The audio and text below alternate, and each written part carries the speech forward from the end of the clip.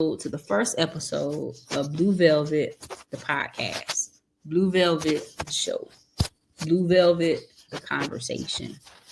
Welcome to 2026. Happy New Year to all of you that's going to watch this January 2026 or either December 2026 and beyond. And so God bless you guys. I hope that you've had a wonderful start to the year and that 2026 will bring you all of the joy, all of the peace, all the prosperity that you can think, you can ask for, and that God can do exceedingly abundantly above that in this new year and beyond.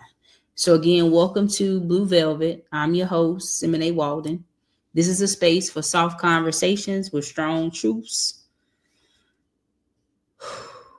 For those of us who too have carried weight, survived pressure, and are learning how to lead, love, and live without actually hardening. Here, we don't rush healing. We don't perform resilience.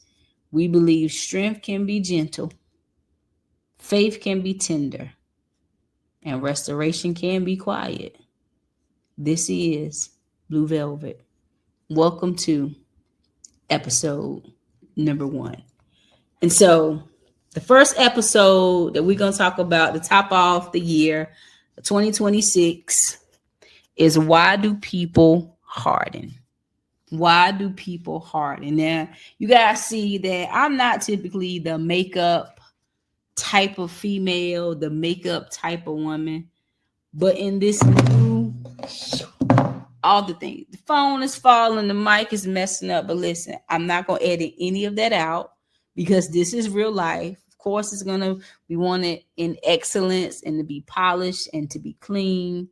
But this was happening sometime. And I have recorded so many videos today that I am not recording this over. And so thank you guys. You see, this is real conversations with real people. Me always sharing my real story. That has not changed since I've been on social media.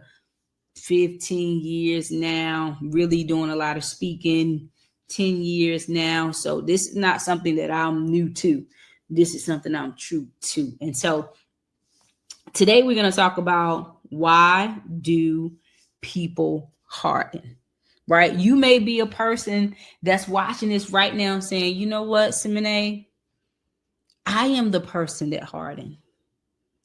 I understand what it means to be soft in the era. I understand what it means to be tender, in a season. I understand what it means to grow up to be very loving and very sensitive.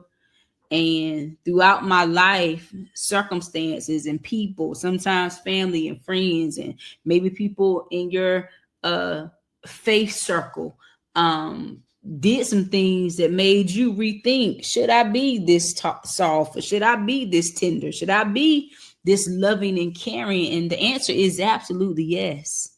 Sometimes we just can't be loving and tender and caring to certain people, but it does not mean we stop being that person altogether. And so we're going to talk about it today. And so if you've been a person that says, you know what, I was that person that was soft, but now my heart has turned hardened, or I'm just hard on the exterior, or sometimes you can be very feminine, you can be very girly on the outside, but on the inside you're very tough. I've met a lot of women like that who are very beautiful, very dainty women. On the outside, makeup, clothes, dressed to the nine. I mean, shaped like a Coke bottle is what they say. I mean, beautiful, speak well, eloquent, got all the things together, but are hardened on the inside. You hear me? Like tough as nails. And so we don't want to be like that. And even with me and those of you that's going to tune in and watch, listen, it's nothing wrong with still having a soft heart, a sweet heart, a gentle heart, being kind and loving and sweet, especially to the women in your life, to your wives, to your siblings, to your mother, to any of the females that's in your life that you value, and just people, period. Other brothers, other men, right? But then you have people who have taken advantage of you. And over time, it's just like, I've hardened. There's a lot of men who are quick with the tongue and they love to read you and they'll cut you off because they are hardened. Even if they even have a feminine appearance to them, but they are very hardened on the inside. This podcast is for you. Blue Velvet is for you. We're going to talk about it and we're going to deal with it. And not only are we going to deal with it just based on the conversations from other people, the conversation that I share with you and my personal experiences, but also, what does the word of the Lord say? What does God say about these situations? Right? And so I'm excited for you to be here with me on this first episode of Blue Velvet. And so here we go. Why do people harden? There's a version of you, just like it was a version of me, that learned how to survive by becoming hard. I may drop some pictures as we go along with the different episodes of all the different stages that I have been in, because I have been in some stages, and I can promise you that it was life that made me harden. It was life that made me just become, hard on the exterior as well as hard on the interior, because I was trying to protect myself. I didn't want people to take advantage of me. I didn't want people to see me as weak. I didn't want people to think that I was weak and that can just run over me. And so I made sure I put up what I considered to be a protective wall. And sometimes how many of you know that you can put up a protective wall and it becomes a prison for you? A mental prison, an emotional prison, a psychological prison, a spiritual prison for you. And we don't want that. We're not looking for that in 2026 or beyond. And so sometimes we do stuff for protection and we realize that it really wasn't protecting us at all. Again, there's a version of you that learned how to survive by becoming hard. You wasn't trying to be cruel. You wasn't trying to be cold. You was just trying to be firm enough so you did not fall apart. But let me assure you that hardness is not a character flaw. It's a strategy. At some point, your softness wasn't safe. So you learn how to adapt. You sharpen your edges. You learn how to stay composed when things were heavy.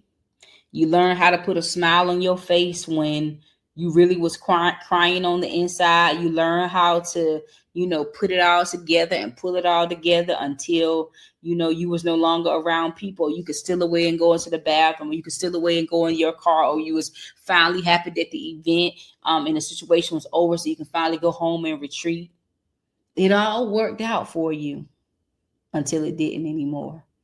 It all was a cover up until it wasn't anymore. Hardness keeps us functional, but it also keeps us at a distance. Hardness will keep you functional enough to function, but it keeps you at a distance from people. You can talk to somebody every day. You can be around somebody every single day, but still be distance in your mind and still be distance in your heart from them. You don't show them what you really got going on. They really don't know the person that they're sitting in front of talking to. That happens all the time. We don't have to be those people. You don't have to be those people. Hardness will keep you functional, but it will also keep you distant from our bodies, from our joy, from God, and from ourselves. Sometimes we can be so far away from God because we feel like we are messed up so much. And I'm not telling you something that I read in a book. I'm not telling you a biblical story that I read with a person or what we consider a biblical character. It's not a character, it's a person, place, or thing, right? I'm not talking about from that perspective. I'm talking about what Simene lived through, right? What I survived through, right? So here's the truth that most people won't say out loud. Here's the truth that most people won't say at all. Survival would teach you habits that your healing will later have to undo. Surviving will teach you habits You will build up habits and patterns in thinking and think it's right. We can have strong and wrong attitudes. We can have strong and wrong ways of doing things. And then when you start to heal, when you start to allow God to peel back the layers of your heart, you realize I have to undo some ways. I have to undo some thinking. I have to undo some mindset. I'm going to have to undo some attitudes. I'm going to have to undo all of that because I developed that when I was surviving. But now I'm healing. Now I'm healing. If any of you have never purchased any Pretty Heal or Handsomely Whole material, we have hoodies and we have t-shirts, and that I would love for you to get you one and start your healing process and your healing journey along with us as we continue to go forward in this healing journey in the various aspects that life will bring us every single day. Hardness help you endure the bruise, but it's just not meant to be a permanent posture. Hardness can help us endure the bruise. You can say, I don't care about that. It didn't matter. I don't care about them anyway. You know, whatever, you know, we can say and do to kind of cope with what's happening at the moment. But it's never meant to be a permanent posture for you. It was never meant to be a permanent posture for me. And I had to make some changes about that. And I said, no, I'm not going to allow the offense, the wrongdoings, the backstabbing, the betrayal, the abandonment, the lying, the manipulation, the gaslighting, the turning stuff around on you to make you think that you the one crazy. I had to realize I was not going to allow that to stop me in my future. Because a lot of times what people do to you is not just for your presence, it's for you to carry it into your future. They're not trying to break you for now. They're trying to break you for now and later. But I want you to declare to yourself now, I will not be broken in my future. I will not be broken in my future. You will not be broken in your future. What was meant to be a season, what was meant to be a short time, is going to be just that, a short time and a short season. And so I want you to ask yourself 3 questions. Ask yourself 3 questions. Where did I learn that softness was not safe?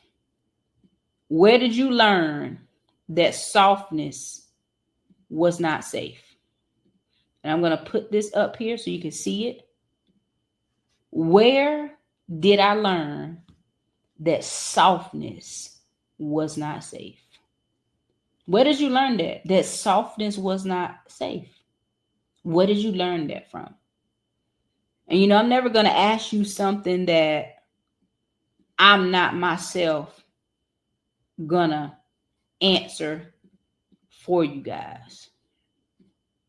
So, where did I learn that softness wasn't safe? I learned that as a young girl. I was sexually violated 8th grade, and I thought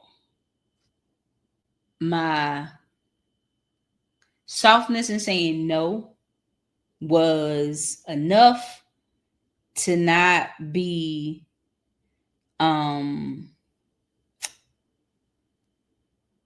like harmed, like besides sexually harmed, but like not physically harmed. Like if I'm just saying no in a soft way, that I would not be harmed, I wouldn't be hit, I wouldn't be any of that. And I realized that that didn't work. Even with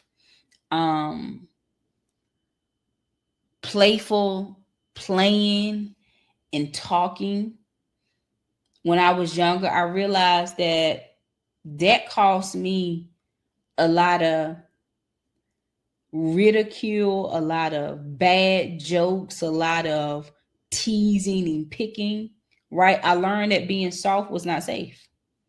And so over time, after those things happened to me, over time, I became very hardened. And I said, before anybody else make fun, before anybody else pick on me, before anybody else violate me, before anybody does anything else to me, guess what? I'm going to be tough.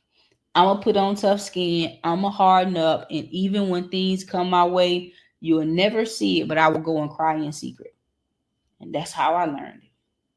So I want you to share, when did you learn that softness was not safe for you in the season that you were in? The second one, who benefited from your hardness? Who actually benefited from you being hard? Sometimes you got thinking like, well, who did benefit from me being hard? The first person that benefited from me being hard was obviously the devil, right? Obviously was the enemy.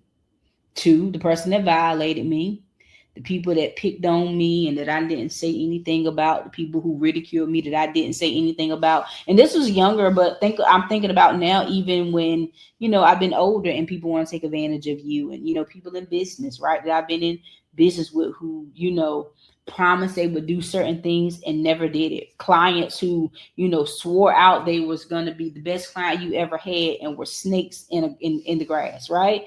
And so, people who wanted to take advantage of me, people who wanted to get over on me, were the people that benefited from that. And you got to ask yourself, who benefited from that with you?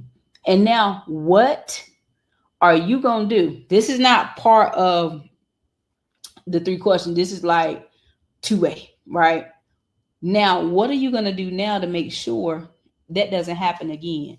What are you going to do now to make sure that does not happen again? And that's like a rhetorical question that you really got to sit with for yourself and say, what am I going to do to make sure my softness is not taken advantage again in 2026 or beyond? And then here's the last one. What has it cost me to stay this way? What has it cost you to stay this way?